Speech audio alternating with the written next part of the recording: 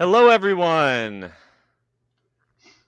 Happy Saturday to all 0 of you out there. Now, I'm sure we're going to have a few viewers in just a moment. Takes a minute to spool up. We're just going to chill out here for a second, make a little meaningless small talk while a few people join. And there we go. Mumble, Here mumble, they come. mumble. Welcome, everyone. And of course, in Derek's corner, Blossom and Terry. How are you folks doing? And we're up to 10 viewers, getting a dozen in there. All right, we're just going to give it one more minute, see if anyone wants to jump into the chat. As those of you who are already in can see, we have a very special guest this week. Carly is out, but we've got Simon in here helping us out.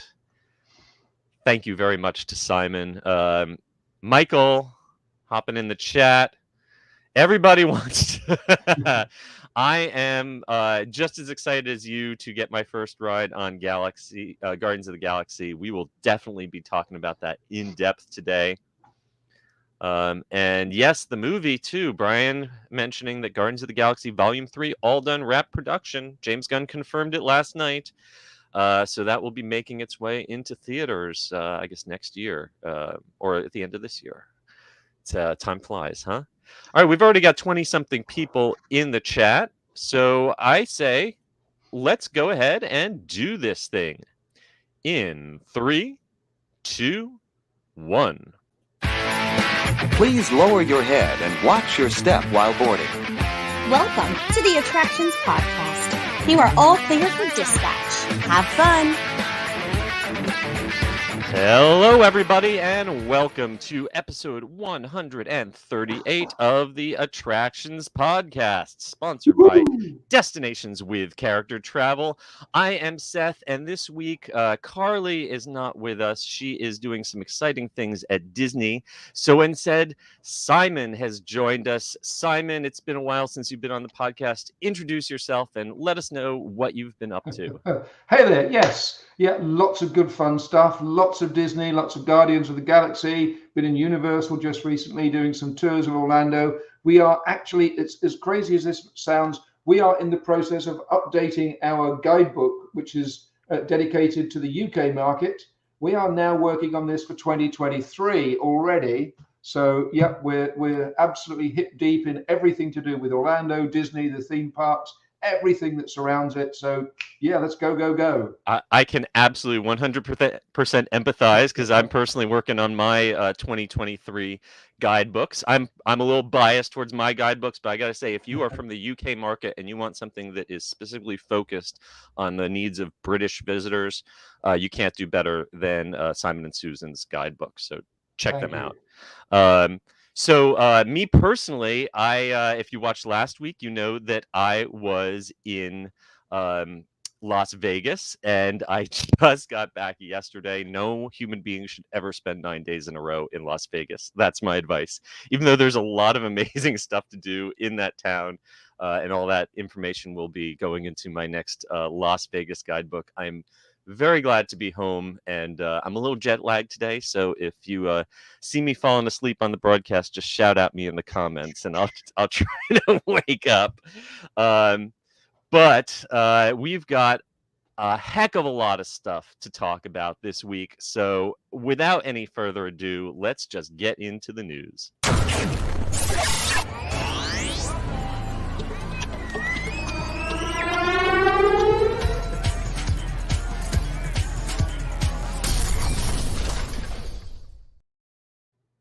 Our news this week is definitely dominated by Star Wars news, and we are going to kick it off with the news that Magic Band Pluses are coming soon to Walt Disney World, and they are going to unlock new interactive experiences like Batuu bounty hunters inside Star Wars Galaxy's Edge. We've had regular Magic Bands around since 2013 for doing things like getting into the parks or unlocking your rooms, making purchases.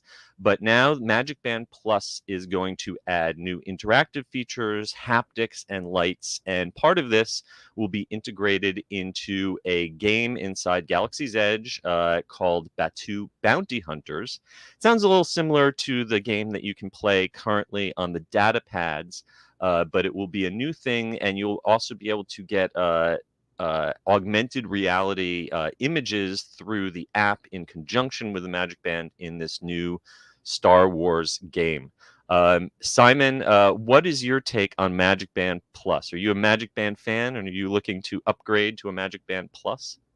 Yeah, I think if there's one thing that would make me do it, it's this bounty hunter experience. Mm-hmm. Part of the week we spent at Disney just gone, we got a full sort of lowdown on this, the full explanation of how it's going to work, what it is going to be, when they're going to introduce it.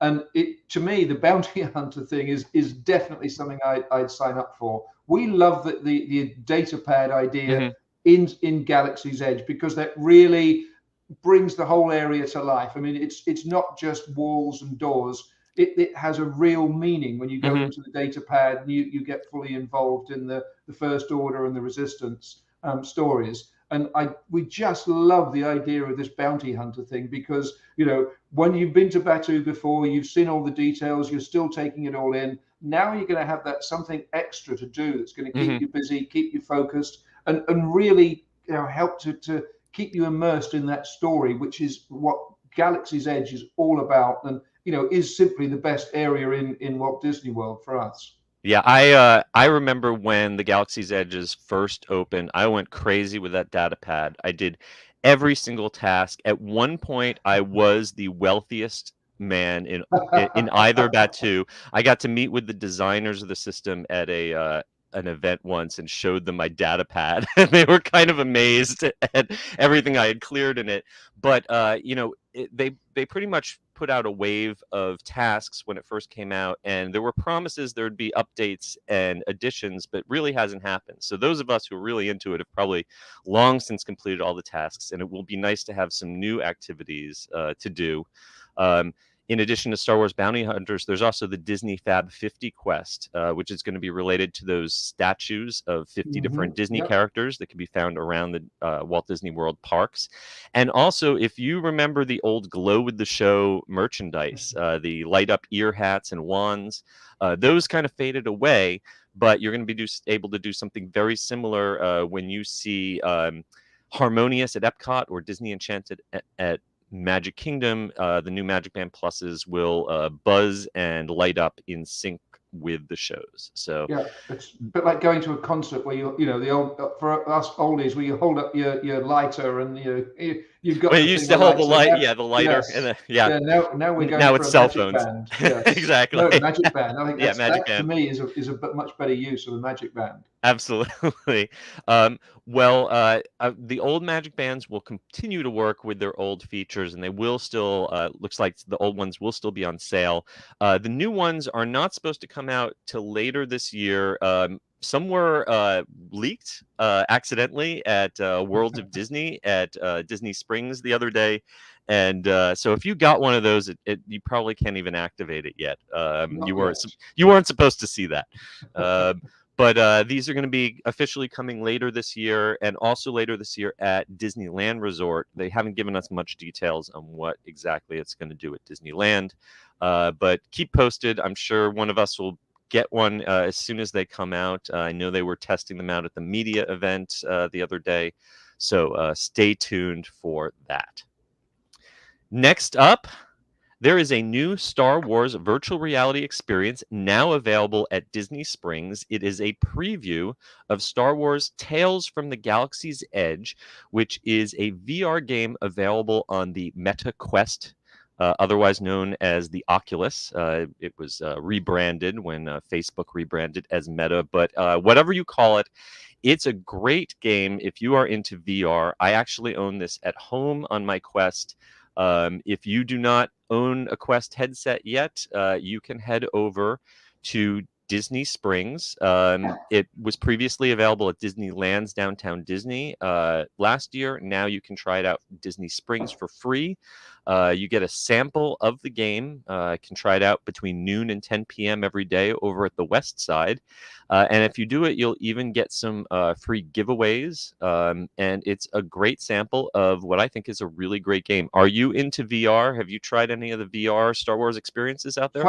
I haven't yet, but I mean, if you remember a couple of years ago when there was the exhibition, or if you like, the experience at Disney Springs called The Void. Oh, yes, The When Void. that first opened, I mean, we were blown away by how immersive that was and what a great experience it provided. We haven't seen it. Obviously, that kind of something went seriously wrong there for them to disappear kind of overnight. But if someone's going to write a book someday about that sad story of The Void, because they had a lot of potential. They did a great.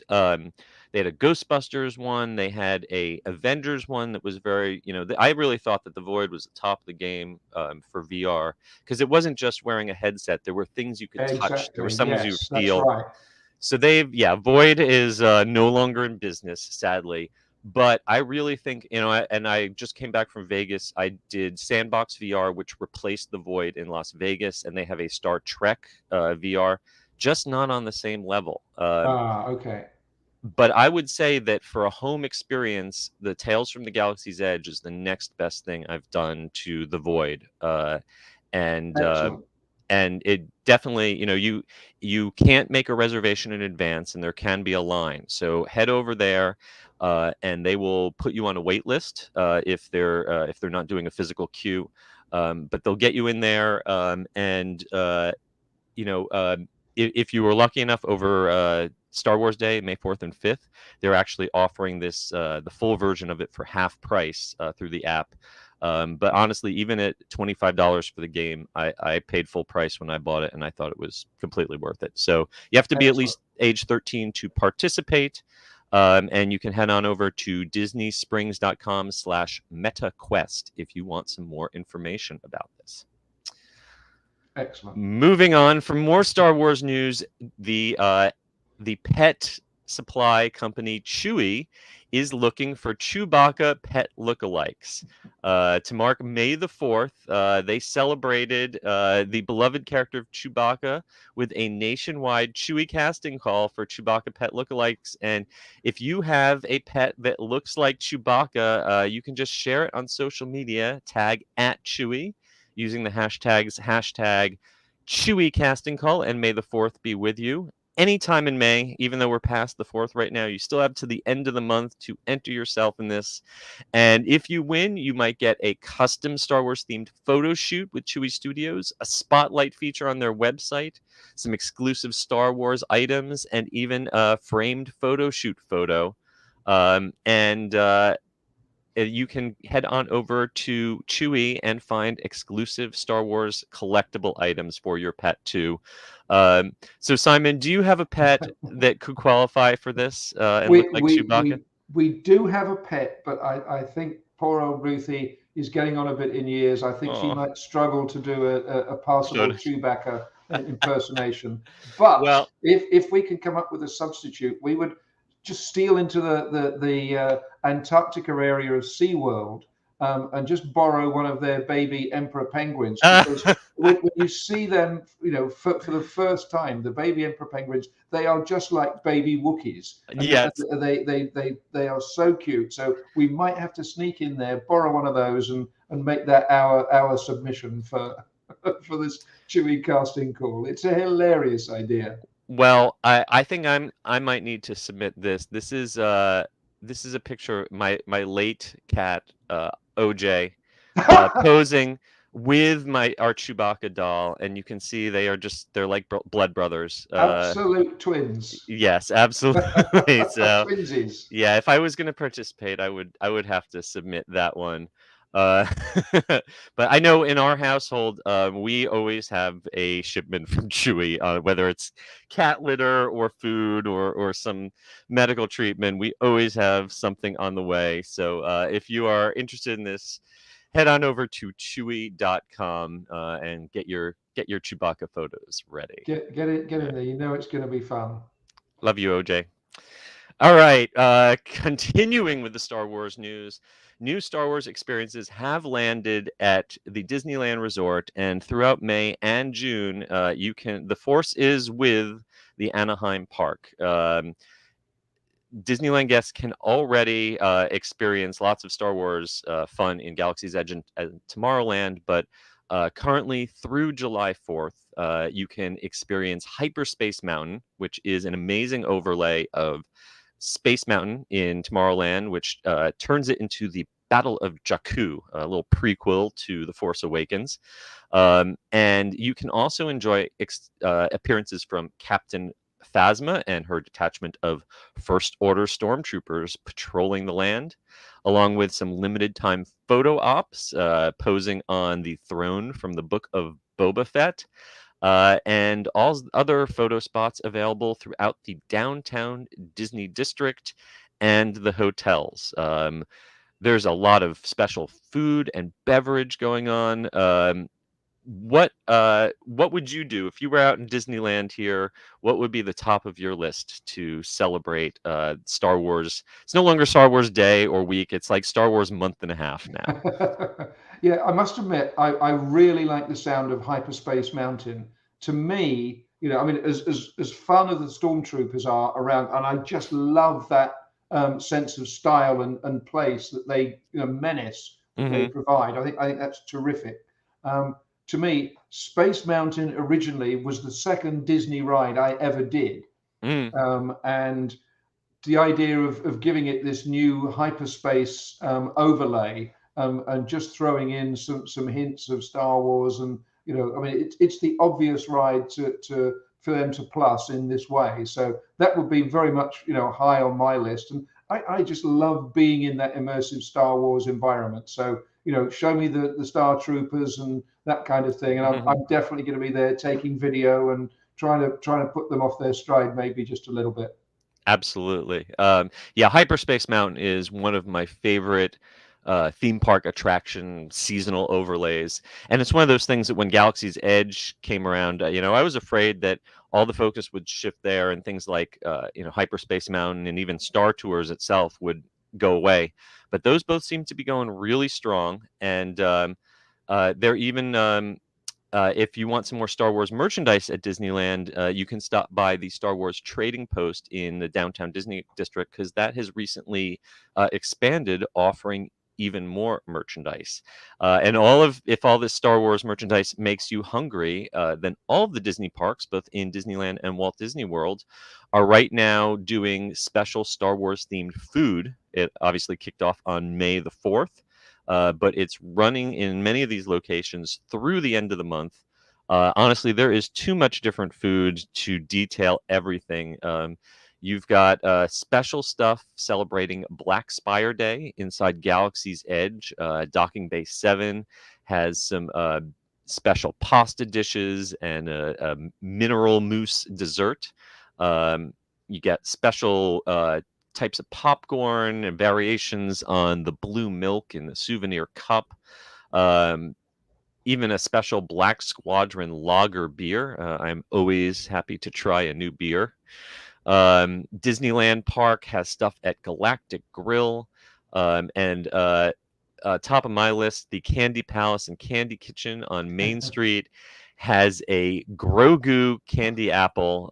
You can never get too much food shaped like Baby Yoda, at least in my book. So it would seem. Uh, and of course, there's also stuff happening in the downtown Disney district, and also part of the Disneyland After Dark event. Those are all sold out, but they had even more exclusive, over-the-top Star Wars food. Honestly, like, you could get diabetes and a heart attack just by reading these menus. Entirely, yes. I am personally, this might be a little bit of a hot take. I always think that the specialty food at a lot of these events looks a lot better than it tastes. It's often a lot of stuff that's really colorful and really attractive in Instagram photos. It's usually Sweet. too sweet for me to finish Yeah. any of it. But I mean, just look at those lightsaber churros available at Disney Springs in a wide variety of colors. You know, yeah, I couldn't finish them all, but I sure would want to try just about anything, except maybe the gray ice cream. I don't know what Disney's obsession is with gray desserts. We started with the gray stuff at Beauty and the Beast. Now we've got gray ice cream to celebrate the Millennium Falcon. You can get that over at the Polynesian Village's Pineapple Lanai. I personally, I'm sticking with the Dole Whip. That's a nice yellow. I can deal with that color. I'm not really into gray desserts. Maybe that's just me. Do we have time for a quick pop quiz here? We always have still on time. this? Right. We always okay. have time. I'm going to put you on the spot here. All right. If I told you that my second ever Disney ride was Space Mountain, would you be able to guess what my first ride was if I told you that I was there in 1987? 1987. Disneyland. Disneyland, not Disney Disneyland, World. yeah. Well, would that have been Star Tours? Because that's Absolutely Star Tours open. Right. Absolutely spot on. Yeah. Would well you done. The crowds for that ride, Yep. that first opening year, you used to have to stand all the way down Main Street for that ride. We had no idea what we were getting into that morning. It was 2 months after Star Tours had opened. We were there for rope drop. We just got caught up in this massive swell of people, sort of this great river of people heading straight in this direction. We didn't know where we were going, what we were going to see, and suddenly we were surrounded by Star Wars stuff, and we were utterly blown away. That was just incredible. I can think back to the first time I rode that, not at Disneyland, but when it was built at Disney World, and just, I'd been on a couple of primitive motion simulators at that point, but nothing to the level of Star. And I can remember reading news reports when Star Tours first opened in Disneyland. People had never seen anything like that, and people were wondering how they dug all those miles and miles of tunnels for all that track. Yeah. And Brian is pointing out that this is the 35th anniversary of Star Tours, and like I said before, even though we've got much more technically advanced stuff at Galaxy's Edge, to me, Star Tours has still held up. I gotta disagree here with Brian, though. Brian is saying that his least favorite destination on Star Tours, I assume, in not real life, is Kashyyyk, which is the Wookiee planet. His least favorite destination. I will say that is also my wife's least favorite destination, because the first time we ever rode it was at a media event when the second version of Star Tours opened. We were invited there to a private party that was an all-you-can-eat Sunday bar and unlimited rides on Star Tours. Unlimited ice cream and unlimited Star Tours is a terrible combination if you are at least prone to motion sickness, and that Kashyyyk sequence put my wife over the edge very badly. But I gotta say, I love that sequence simply for the fact that a Wookiee lands on your windshield and slowly slides off, and you can see the handprints that he leaves behind on the glass. I kind of love that. If you are interested, yes, Brian mentions that there's a Star Wars Celebration panel, and they're going to be talking all about Star Tours, the Halcyon, and Galaxy's Edge. That's happening at Celebration later this month. So we're going to move on. More Disney news, not directly Star Wars related, but Hey Disney is coming to Alexa, adding Disney Magic to the Amazon digital assistant, both while you're on vacation and at home. Select Walt Disney World hotel guest rooms are getting custom Alexa units, which will have adorable little Mickey Mouse designs, and they are going to let you communicate with a Disney digital assistant, as well as more than 25 Disney characters that will be able to help you out while you're on vacation. And if you have an Alexa at home, you'll also be able to subscribe to this service and get all your Disney information from your Alexa unit at home. Now, I personally am a little salty about this, because I attended the Destination D23 event about half a year ago, and Josh D'Amaro personally promised me that I would get one of these devices mailed to me at home, and I'd be able to test this out. And I still have yet to get mine in the mail. Oh, Supposedly it's coming any day now. But Josh, if these start showing up in your hotel rooms before I get mine, we're gonna have to have a word. Are you an Alexa user, or are you a digital assistant no, person in I your would have home? to admit a lot of this goes straight over my head these days. But having seen the sort of the inspiration and the introduction of this Hey Disney thing at the media event we were just at this week, it's certainly cute. It's gonna add an extra dimension to people's stays at any Disney resort. And I must admit, I mean, I'm still a sucker for the Mickey Mouse wake up call in the morning. Ah, So this is yes. yeah, this goes the extra yard now to give you way more, sort of Disney character experience and interaction. So, for your Disney hotel experience, I mean, you can't go wrong with this. I mean, it's just a very clever idea. Obviously, it's something they've been talking about for a while, and we're finally getting to see it now. But I think this is going to be just good fun. Yeah. It's classic Disney. I gotta say, I was always kind of skeptical about the digital assistants. Siri on my iPhone never seems to know exactly what I want. But we upgraded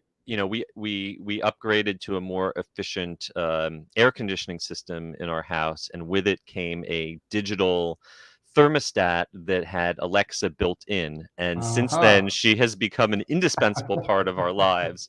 She turns the temperature up and down. She turns the lights on and off. She wakes us up in the morning. I'm actually kind of looking forward to this because I want to set it to Chewbacca's voice so that no Yep. matter what I ask Alexa, what's the weather like? What time is it? Alexa just responds going, and Alexa Very just good. answered. Alexa just answered me right now. So that's the other problem. You can never say the word Alexia unless you want her to wake up. Brian has some great samples here. When she does this does get activated, you can try saying, "Hey Disney, when is the reservation system going to be dropped?" And then see what Alexa says. Yeah. So I haven't gotten mine in the mail yet. Like I said, I'm still a little salty, but when these do happen, you'll be able to activate it through the Amazon Alexa Skills Store.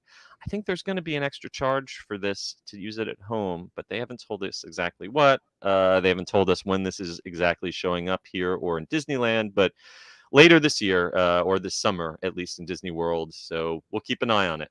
Definitely stay tuned for that one, I think. All right. We're going to go a little further afield right now. Oh, yeah. And talk about Adventures by Disney, who has released their 2023 itineraries, including the British Isles, which you may know a little something about, and Sicily. Families are going to be able to explore even more of the world with 2 brand new Adventures by Disney's itinerary in 2023. They are going to be visiting the best of the British Isles on a 10-day, 9-night adventure that features Dublin, Belfast, Antrim Coast, Glasgow, Edinburgh, and London. It's the first time that Adventures by Disney has ever taken guests to Northern Ireland. They're going to have 9 of these British Isle departures, and 4 of those are going to be adults only. So if you are a Disney fan who does not like children, and yes, there are some of us out there, that might be perfect for you. Your other option in 2023 is going to be a tour of Sicily, which is going to be an 8-day, 7-night adventure through Italy, including visits to Palermo, Monreale, Agrigento, Piazza Marinia, Cavaglione, Siracusa, Mount Etna, and Tomarina, and none of those pronunciations were good, so you can send me a pizza as punishment. You're even going to get to visit 5 of Sicily's 7 UNESCO World Heritage Sites, and there are going to be 10 of those departures. 3 of those are adult only as well. Plus, there's going to be private adventures if you really want to take it over the top. You've got a private party of up to 12 guests, and you can be exclusive these trips are not cheap, but from everyone I've been talked to who have ever been on an adventure by Disney, you absolutely get what you pay for. You get expert guides, you get really exclusive experiences, really well curated. These itineraries are going to open up on May 13th, 2022. So adventuresbydisney.com, or better yet, our friends at Destination Character Travel, you are going to want to jump on those the second that they become available, because these things book up. Simon, have you ever taken an Adventure by Disney trip? I haven't, no, but I mean, I've spoken to the people that run these tours. Mhm. We do a lot of traveling as Vanessa Travel Media, and certainly we know Europe very well. And I'm thrilled that they're doing a tour that is specifically for the British Isles, Mhm. because we see so many people going to the UK and just going to London. And as good as London is, it's not a truly British experience. There is Mhm. so much more to see. And we know by reputation that Adventures by Disney, they get you under the skin of a destination. You really get to Yeah. feel the true history, the true culture, and really you'll get an absolutely A1 experience from this. So I think the British Isles is a no-brainer for them. I think they'll do it terrifically well. The idea of going to Northern Ireland, Belfast, some of these other places that people wouldn't necessarily normally think of, but they're going to give you a really authentic experience. Yeah. Sicily would certainly be on my list as well, because my only previous experience of Sicily was going there on a cruise about 20 years ago. It came into Palermo for the day, and unfortunately it was a Sunday, and Sicily was closed. Closed down. Yeah. I mean, it was shut. Mhm. It was the least illuminating visit I've ever had to anywhere, because there was nothing open, nothing to see. You didn't know what you were looking at. This was in the Yeah. days before the internet and mobile phones, when you could just sort of, get on your little gadget and it could tell you all about what you were looking at. I mean, we had no idea. So Yeah. we wandered around in a daze for about 2 hours, and then got back on the ship, because that was it. We'd seen Palermo. Yeah, personally, my preference when I'm going someplace is to not be with a huge group. I like to explore things on my own and dig around, but I would make Yep. an exception for an Adventure by Disney trip, because, it's not just a bus package tour where they're taking you to the exact same, guided tour on the surface as everyone else. They really, dig in, find exclusive experiences, find things that really connect you to the culture and the history of the place you're going. And not something that you're just gonna find, on the front page of any guidebook. So yeah, if I had the spare cash lying around, this would definitely be something that I would consider. It's worth saving up for that one. That's Yeah. a special experience. Yeah. Next up, let's move away from Disney. Oh my gosh, there is something other than Disney in the world of travel, and that is Cedar Point, which is opening up for their 2022 season on May 7th, which is today as we are recording it. Their 153rd summer is underway with favorite thrill rides, signature events, family-friendly attractions, and they have some new dining experiences, hotel experiences, and ways to make memories available right now. Some of the big highlights this year is they have added a new farmhouse kitchen and grill in Frontierland. It's got some delicious dishes like roasted corn ribs. I'm not sure. I think there might be a comma missing there. I think they might be roasted corn, comma ribs, because I'm not aware of corn having ribs. But they've got house-made chili and flank steak with chimichurri. And what I would like to check out is a brownie a la mode baked in a cast iron skillet. They've also reopened the Castaway Bay Water Park Hotel. It's been reimagined with themed habitats that extend all the way to the guest rooms. They've got new characters, entertainment, including what I would love to see, a nightly fish parade, because most fish I know of just flop around on the ground when they're out of water. But if they have found a way to train fish to actually walk in a parade, that's something I want to see. That hotel has reopened as of just yesterday, May 6th. And they've also completely renovated the Sawmill Creek, which is about a 10-minute drive from Cedar Point. That's going to be opening up this summer, and it's a nature-inspired resort surrounded by 200 acres of woodlands with a signature Tom Fazio designed golf course. That's going to open up on June 13th. If you want to enjoy all of this stuff, pick yourself up a limited time summer pass for $99 plus tax and fee. You can enjoy Cedar Point all season long through Labor Day, which is a pretty darn good deal. Simon, have you ever been to Cedar Point? This is one of my bucket list. One of my bucket list parks really? I have not made it out to. Oh, wow. Cedar Point, Seth. Kings Island. I need to do a Midwest tour one of these days. I would say if there is an alternative to Walt Disney World in terms of the hotel and ride experience, I mean, to me, Cedar Point is way up there in terms of what it offers, what it provides, and the overall sort of the vibe that it gives you. I mean, it's obviously not a theme park in the same way that Disney is, but they do have a terrific selection of rides. It's a beautiful location right on the lake.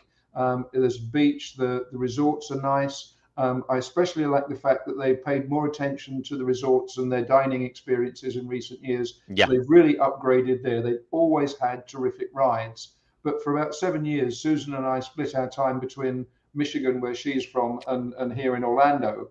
And Cedar Point was only a few hours drive away. So, we would go there, usually a couple of times each summer. And it's just a terrific day out. But it's definitely somewhere where you can go for 3 or 4 days and be royally entertained for the whole time, because the way Cedar Point has developed in the last sort of 10, 15 years is very much like Orlando. All the supportive attractions that are there. There's golf, there's dining, dinner shows. It's got the full, if you like, the full menu, the full catalog of great themed, entertainment. In terms of being based around a particular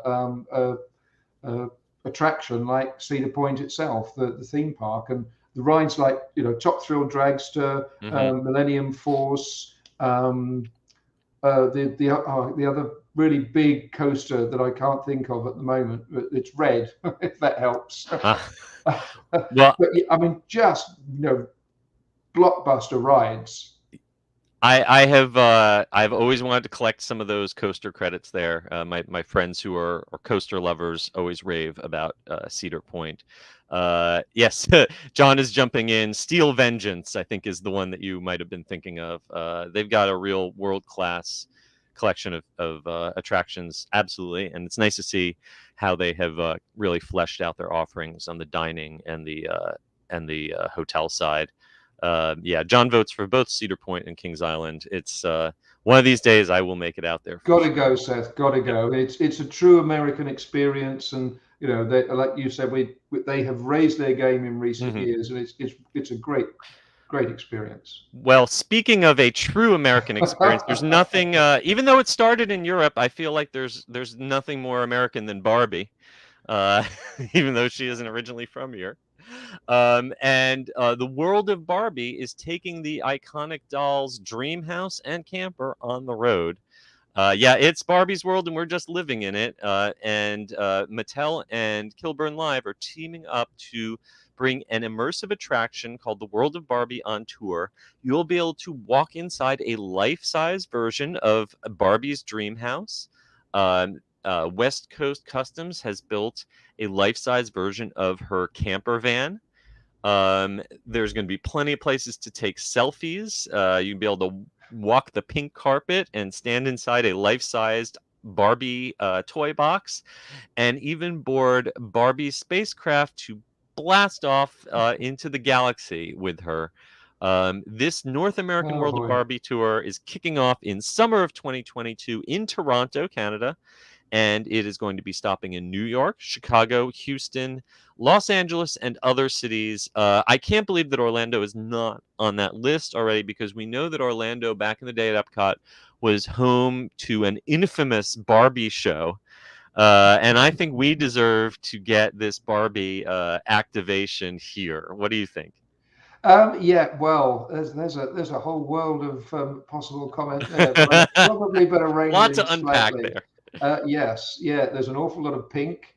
I love the idea of the spacecraft. I think that's clever. It looks like Bringing a the little story. Star Tours. It does. I mean, and also I'm reading reading and watching the series called The Expanse at the moment, which is true epic space travel adventure. Yes, yes. And anything like that is suddenly going to get my attention now. So yeah, I could potentially be a customer for at least the spaceship experience, Yeah. and let's go and see what that's like. So I think if you or I want to go, we need to find a small child to take, because I feel like I would feel a little creepy, hanging out at the world of Barbie by myself. Well, our niece is 15, 16, so Yeah. maybe just a bit Maybe. too old, but certainly she could be, a good excuse to go and give that a try.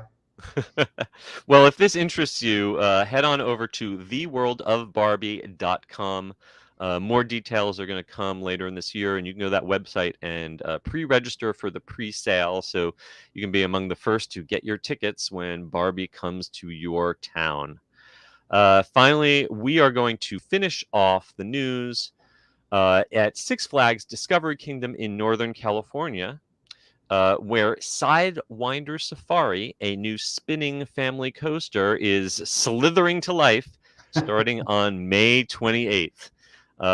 Six Flags Discovery Kingdom already has more than 60 rides and attractions, and its 11th roller coaster is going to combine the thrill of a spinning coaster with a live reptile encounter the guests can experience as they wait in the queue. So you will get to see some snakes and lizards up close while you're waiting to board the ride, and then you will get to spin through 1,378 feet of track. Every ride is a little different because you never know which way it might spin. Are you a fan of spinning family coasters like this? Does this look like one you'd line up for? I'm very tempted to say that, is this where Primeval World has been taken? I was just gonna say, exactly if you take a look at the video, I'm gonna mute this. Sorry, I'm gonna mute that just for copyright reasons. But if you take a look at the video, boy, it sure does look an awful lot like Primeval World. Just saying, yeah. This is I can't tell the exact track layout, but this does look like a fairly standard, shall we say, off-the-shelf spinning coaster from a well-known manufacturer. But if you haven't been on one of these are a lot of fun. There's a reason why there's a reason why people, even though Primeval World was probably the worst themed Disney attraction in any Walt Disney World theme park, there are a lot of people who were sad to see it go. Now we're opening up. Okay, all right. What do you think had a less cohesive theme than because Primeval World was literally a bare steel coaster dropped in the middle of an old parking lot. That's what it was themed as. So I guess if your theme is to not have a theme, then it was well themed to not being themed. But what would you say is even less themed than that? I have got to point a very accusatory finger. Another attraction that isn't there at the moment in DCA, or what was Disney California Adventure, and Superstar Limo to me was just one of the most appalling throw-togethers. It was like, they gave an Imagineer 10 minutes to come up with a design and say, okay, we're going to start building it tomorrow, and that was Superstar Limo. Was that's not a whole. I mean, arguably there was a theme to that. It was just so incompetently done. So that begs the question: is it better to have no theme or a terrible theme? That would be that's an argument for another episode. But either way, hey, at least this attraction does seem to carry through with its snake theme by having a collection of actual reptiles in the queue. Reminds me a little bit of Cobra's Curse at Busch Gardens, Tampa. Of course, yes. Yeah, it's a slightly more simplified version. Yeah, but it would make it more interesting if they actually threw the snakes in the car with you. So that would make really, for a very exciting ride. Keep you on your toes. I don't really think that's fair to the snakes, though. I don't care about the snakes on a theme park ride. It could be a movie. We'll get Samuel L. Jackson. It'll be great. All right. Well, that just about takes care of all of the news for this week. Except, But before we get into the main attraction, I think it is very important that we hear a word from our sponsor. Here at Destinations with Character Travel, we offer the best experience with your travels. Need to visit the thrilling Disneyland Resort, Walt Disney World? Maybe lounge about on a Disney cruise or any other major cruise line? No problem. So if you're looking for a stress and hassle-free vacation, visit us at www.destinationswithcharacter.com. Contact us today and let us plan a magical vacation for you and your family. It's time for the main attraction. All right, for our main attraction, new details have been revealed about Epcot's transformation at Walt Disney World. There was a big press event this week. I was not cool enough to be invited to it, but Simon was.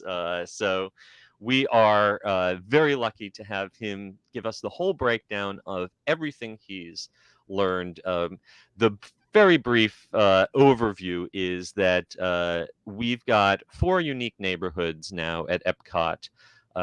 World Showcase and is still around, but Future World is gone. Instead, we have World Celebration, World Discovery, and World Nature. And we got some more tips about the transformation that is coming there. Updates to the reimagined Epcot entrance plaza. We have a little bit more look at the planter that is replacing the fountains that used to be there. It's got references to the old 5-ring Epcot logo. We've got a new event space called Communicore Hall and Communicore Plaza, which is coming, that is replacing the big tower that was originally announced and then later scrapped. The Connections Cafe and the new Creation Shop have been open for a while, but we got a little bit more about Dreamers Point, which is going to feature a statue of Walt Disney. But the biggest element, the most important element that we are going to talk about right now is Guardians of the Galaxy Cosmic Rewind, officially opened on May 27th, but the media got to ride it. I personally get to ride it during an annual pass preview this coming Monday, but Simon got to take several laps on the ride. Mhm. And let's just get into it. Tell us about your experience. Is this worth the hype? Was this worth the wait? Yes and yes. All right. Well, we're done. Yeah. Thank you all. Have a great week. We'll see you next week. It's the $60,000 question, and they really have poured a huge amount of Guardians of the Galaxy vibe and style and theming into this ride. And it starts the moment you see the spacecraft outside. I think it's the Starcraft from Nova Prime's planet, and that absolutely draws you in. It's iconic, it's beautiful, and you go into a queuing area that is absolutely packed with the imagery, with the sights, the sounds, the feel of being in that Guardians of the Galaxy universe. There's lots of interactive screens. You go through without giving too much away. There's the 2 levels of pre-show. You're surrounded by the characters from the movies, which we all have seen and loved now by now. It's extremely well done. As I understand it, it was all filmed alongside them doing Guardians of the Galaxy Volume 3. So they're fully into the characters again. You really do get that feeling of being part of their universe, and then you hit the ride and it really takes off. I mean, this is it's obviously a roller coaster, but it's the kind of coaster we haven't seen before, we haven't felt before. It is a completely unique experience, and it is huge. You cannot understate how big this ride is. The feeling, the immensity when you get on the ride and you are going around backwards, forwards, sideways. You never really know which way you're oriented some of the time because it's so smooth and it's so slick. The initial blast where you hit the big bang and instead of going forwards into it, a la Alan's Energy Adventure, which is a lovely little, if you like, homage to that previous attraction. Suddenly you're going backwards and you can't figure out how it happened. And then you're off, and the action is thick and fast. It's all around you. It's on these immense screens that have got such high definition. It absolutely feels real. If you've ever been blasted through the screen, through a movie screen, this is it. This is the full effect of what it gives you, and it is absolutely non-stop from the very moment you board till the moment you get off.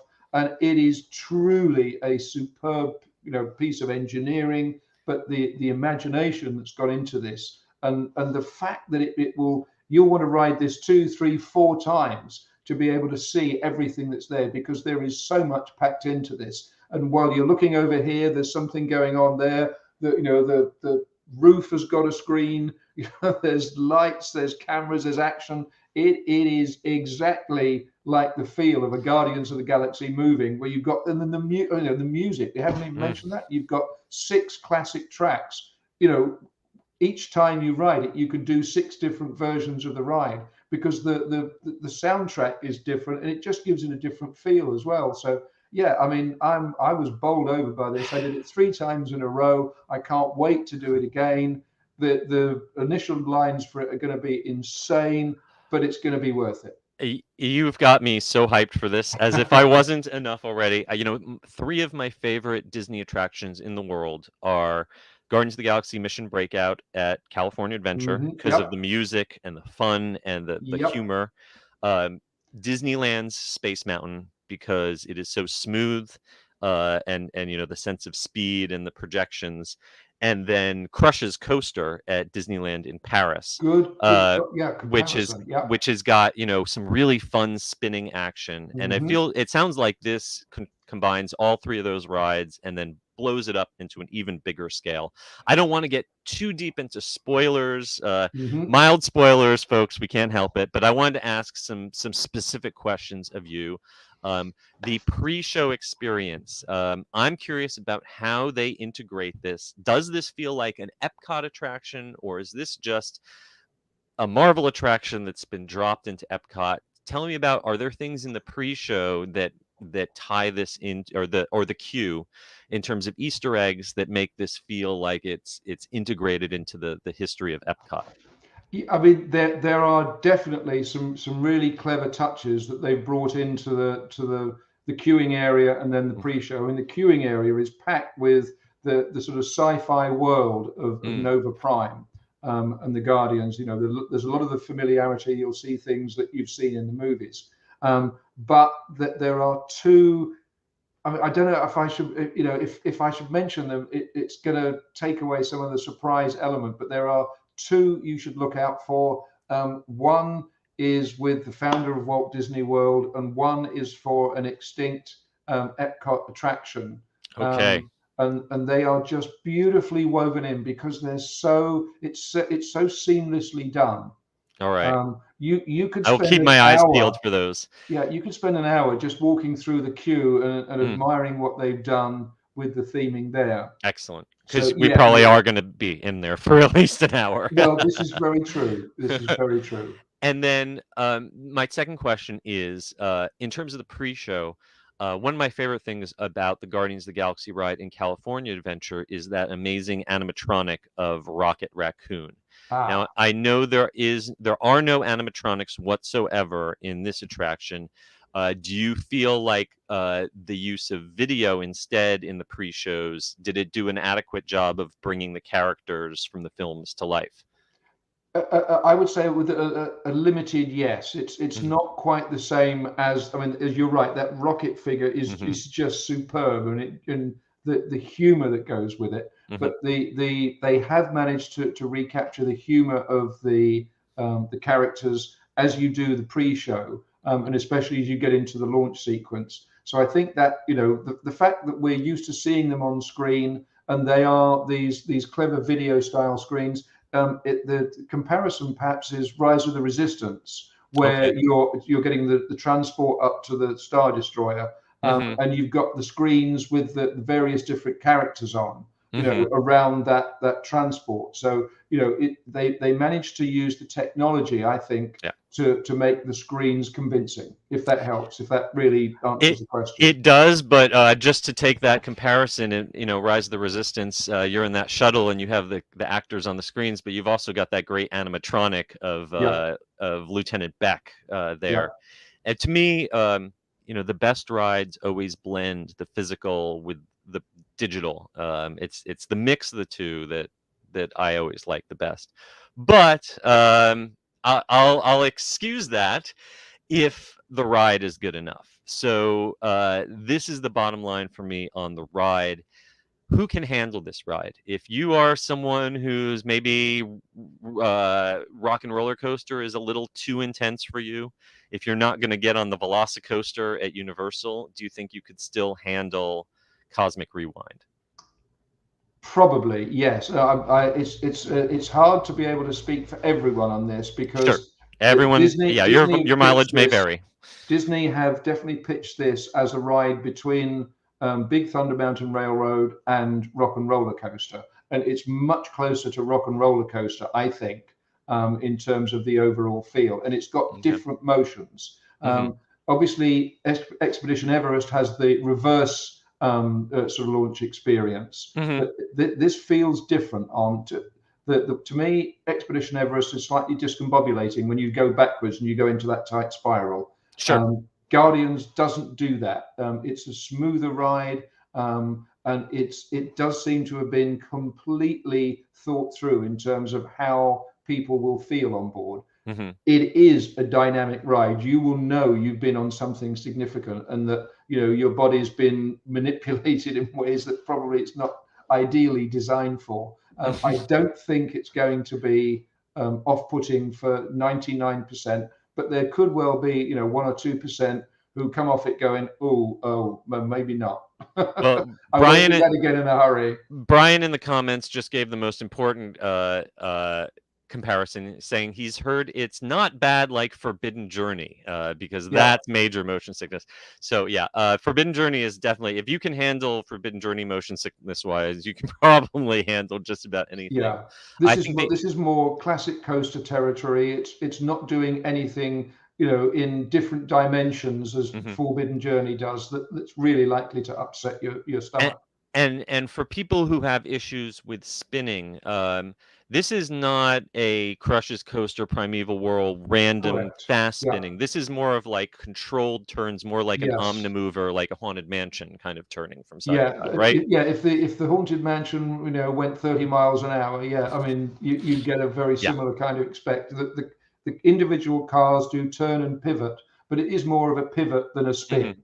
Gotcha. So you're facing front, and then you go around one of these big turns, and the cars pivot, so you're side on to the track, which is really different. But it doesn't. But it's go it's not the Mad Tea Party. No, thank you not. Can you imagine that? That would not be a good situation. They'd be hosing down the track all the time. And in terms of should be next to Yak and Yeti, because it's definitely Yak. That's a good one. In terms of physical comfort, I got to test out the seats when I was at the Destination D23, and I thought the lap bars were pretty comfortable. How did you fit into it? Did you find the restraint system accommodating? It's a really good question, because now I'm thinking back about it, I didn't notice them at all. In terms of that's the way any it should kind of be. discomfort, it felt smooth, easy. Once I was in the car and we were off onto the ride, I honestly didn't notice it. So I've got to say that's probably a real engineering triumph from the ride's point of view. The ride does not go upside down. If you're afraid of loops, you don't have to worry about that. And it's not one of those restrictive over-the-shoulder collars that bangs against your neck. It's just a nice firm lap bar.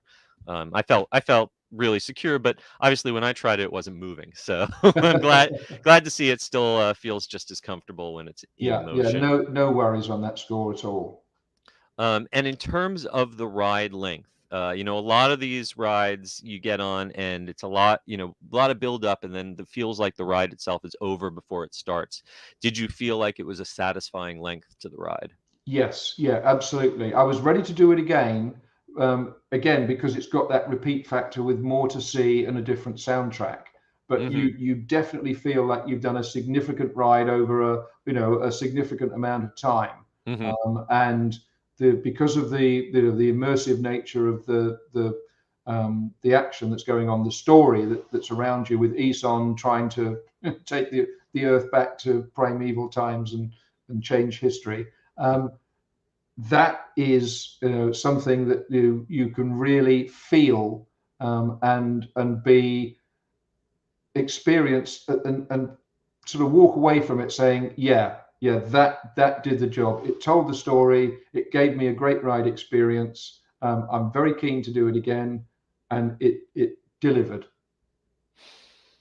Well, I am so I was already really hyped up for riding this, but now definitely can't wait for Monday. Sort of rein you Uh, back in a bit, yeah. Yeah, I bring my expectations back Whoa. down a little. But that's not all that's happening at Epcot. World Showcase has also gone through a transformation. They've opened Remy's Ratatouille Adventure last year. They've got that Beauty and the Beast sing along. Less said about that, the better. And they are running Harmonious now on a nightly basis. Over in the world of nature, we've got a Journey of Water walkthrough inspired by Moana, which is coming soon. The elephant in the room is that there are some elements of this transformation that were previously promised and are now either canceled or on hold. The complete renovation of Spaceship Earth, that is TBD. It looks like those plans have been indefinitely delayed. However, we have had some hints that some things are coming that have not maybe necessarily been confirmed, but as Brian says here, Zach Ridley, who is an Imagineer, mentioned that the fiber optics in the ground, which used to be a great part of Innoventions, are going to be coming back in the shape of the Epcot logo. So that's a nice little tribute to the past. And we have also heard that the Mary Poppins attraction, which was supposed to be going into the British pavilion, I'm sorry, the UK pavilion. People in the UK get very annoyed if you refer them all as British. So the UK pavilion was supposed to get a Mary Poppins attraction that was put on hold.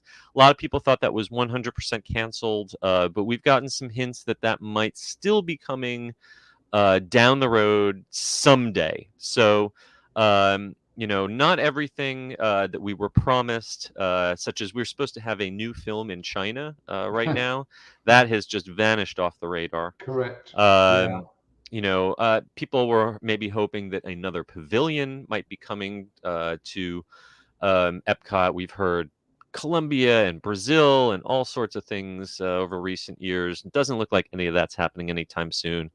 So the transformation of Epcot, maybe not quite what is originally hyped to be, but still a lot of exciting things here and coming soon. Other than Guardians of the Galaxy, what would you pick as the one change at Epcot that you like the best or most excited about coming up? Well, I mean, I think it's hard to avoid, the what was going to be a very nostalgic and very heartwarming location, which is Dreamers Point. I think that Mm-hmm. they hopefully they've really caught the mood and the vibe, and that they're going to put give Walt the prominence and the priority that he deserves in Epcot. It's been long overdue for something like that. It's all very well putting his statue, up front in the Magic Castle. Mm-hmm. Magic Kingdom Castle, Mm-hmm. but Epcot was really his big dream, and he's been completely missing from the story of Epcot, up till now. So I'll certainly be very excited to see that.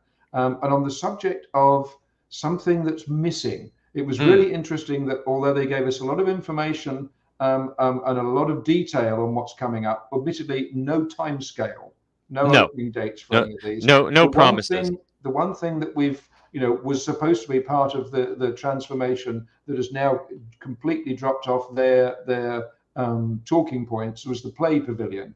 There is not a single word about that Absolutely. No mention. And, we know that lots of work has been done in Yeah. there. This is what used to be called Wonders of Life, Mhm. in between Test Track and Gardens of the Galaxy. And this was supposed to have all sorts of interactive, family-friendly exhibits involving characters. The only thing they've mentioned involving characters is that there will be a meet and greet area for Mickey Mouse and friends Yeah. as part of the Communicore West, Yeah. these event buildings. But yeah, Play Pavilion, which had major hype before, they've gone radio silent on that. Yep, that's right. Not a mention of it at all. And it is also worth pointing out that amongst the redesign of the redesign, if you like, of this central World Celebration area, actually going back and calling one section of it Communicore, that Mhm. warms our hearts, because obviously that's what that area was called originally before Yeah. it became Innovations. So But if they're going to we're call it del- Communicore, I want them to bring back the Sperry Univac show. We saw the computer servers and little Pepper's Ghost. No one Yes. remembers that. Hardly anyone remembers that. Good. That's Well, yeah, a that's deep going cut back. from the 80s. Yeah, you're not kidding. Yeah. Yeah. Okay. Right. You can have that one. Well, it's been a trying time for old school Epcot fans. The park that I grew up with in the 80s, that park is never coming back. I appreciate though the nods to nostalgia, the Easter eggs for the old school fans, while still recognizing that you've got to bring in new IP and new ideas. More than any of the other theme parks, Epcot was never intended to be a museum. It's got to keep moving forward in order to stay relevant. And even if I don't think every edition is perfect, I'm happy to see any sort of new investment, because the park went way too long just being too static. Yes. Yeah, very true. So that is just about going to bring us to Wow. the end. Thank you so much, Simon, did the for hour joining go? us, stepping up. We knocked this one out. This was good.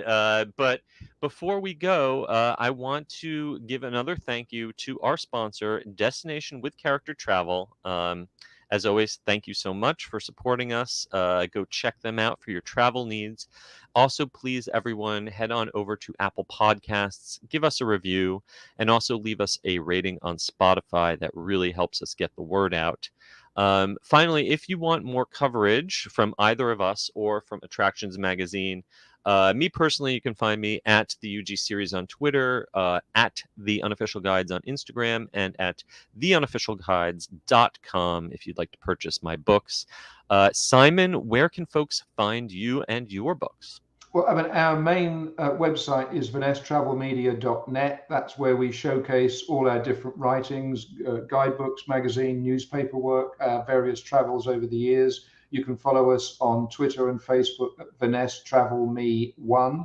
And we also have a YouTube channel, Vanessa Travel Media, which I am desperately trying to produce as much copy from this week and, get as much Guardians of the Galaxy stuff online. So that will all be there, hopefully, this weekend. Excellent. Well, be sure to check that out. And if you want more from Attractions Magazine, you can always find us at attractionsmagazine.com, on Twitter at Attractions Magazine on Instagram, or youtube.com/attractionsmagazine. And until next week, I hope all of you folks stay safe, try something new, but most importantly, have fun. And we will see you next time. Bye.